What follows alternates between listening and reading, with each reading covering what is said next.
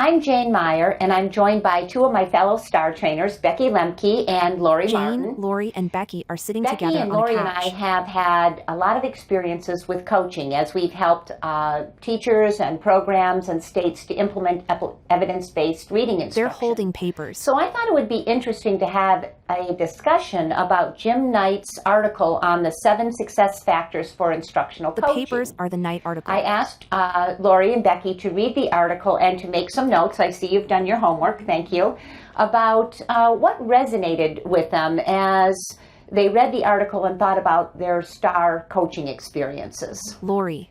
Well, I guess I can jump right in. I think, the first thing that resonated was just at the beginning part of the article where he talks about the coach being more than an expert who's just, giving this kind of top-down advice, but really being somebody who's a partner with the Jane teacher. and Becky nod. Who is going to open dialogue with the teacher, who will show respect for what the teacher already knows, and will guide them to reflect on their practices. Jane. That's why when we set up the coaching, we set it up so that before the observation, the coach actually meets with the teacher and helps the teacher to come up with some focused questions.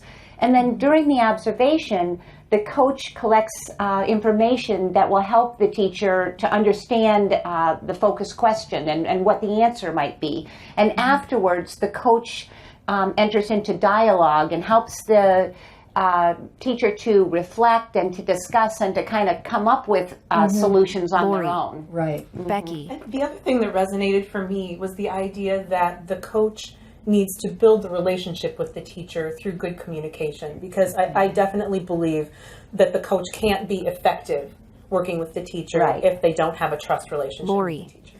Right. Like he even says, good communicators know that speaking the truth is only half the battle, and that really the challenge is to speak in a way that the other person can hear what's being said. I had an experience early on where I spoke in a way that the other person couldn't hear it. I was observing a teacher and she was going through the techniques and she really was not doing a good job. She had changed the techniques so much that they were no longer evidence-based. But in my attempt to help her, I just shut down communication because I just started kind of pointing out all the things that she was doing wrong.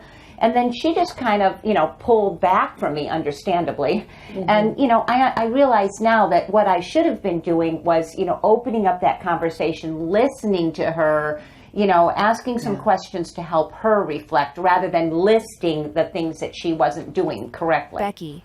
Well, and I think that's why when he talks about the coach having an instructional playbook that has instructional techniques that have been proven Jane to be and Lori effective, flip to the second and then a page. checklist of guidelines for using those techniques, I don't believe that really he's talking about the coach checking off how well the teacher uses those techniques.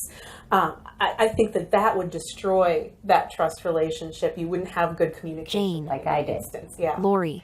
But the coach needs to be familiar with the techniques. So like in STAR, we have evidence-based techniques for teaching reading and, and different elements of instruction that we know will maintain the evidence base of those techniques. So coaches do need to be familiar with that, and then they'll use that list of techniques and elements to guide their discussions with the teacher and help the teacher see how they may be adhering strongly to those techniques or may need to tweak or adjust what they're doing. Jane. What I hear us talking about is what Jim Knight was talking about, a balance between being respectful and responsive, but also being assertive in leading the change. Becky. And Jane, you talked about an experience you had where you were too assertive in leading the change. When I first started coaching, I was out of balance on the other side, actually. I was a young teacher, and when I started coaching more experienced teachers, or especially program administrators, I was kind of uncomfortable at times. And I found that I needed to be a little bit more assertive, because it's not okay to just compliment them and tell them that things are great if things really aren't great. You need to help them to improve and to move forward. So you do need to be a little assertive. Lori.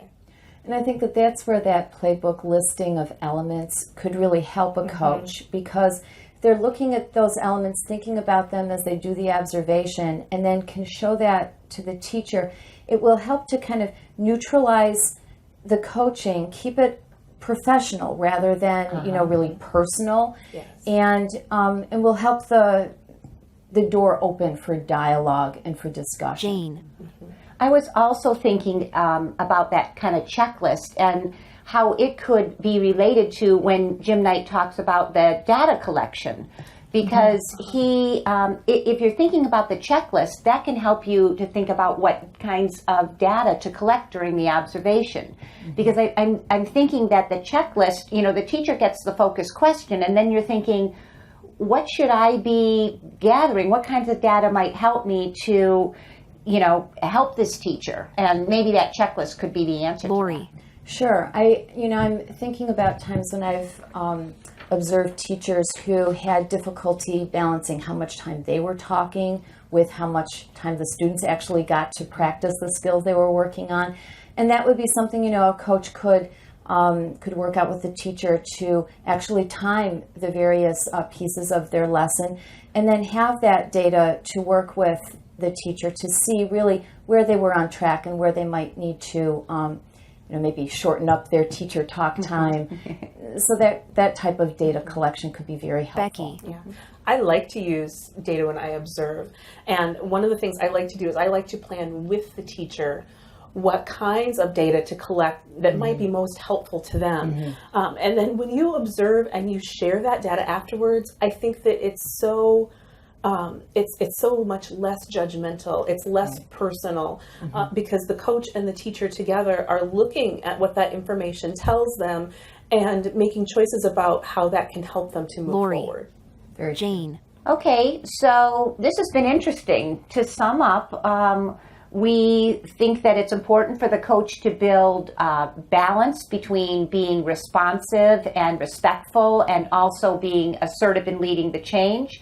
And we also think that the coach can do that by helping the teacher to reflect, look at data, by asking questions and being kind of a partner with that teacher. Thanks a lot, All ladies. look toward camera and smile.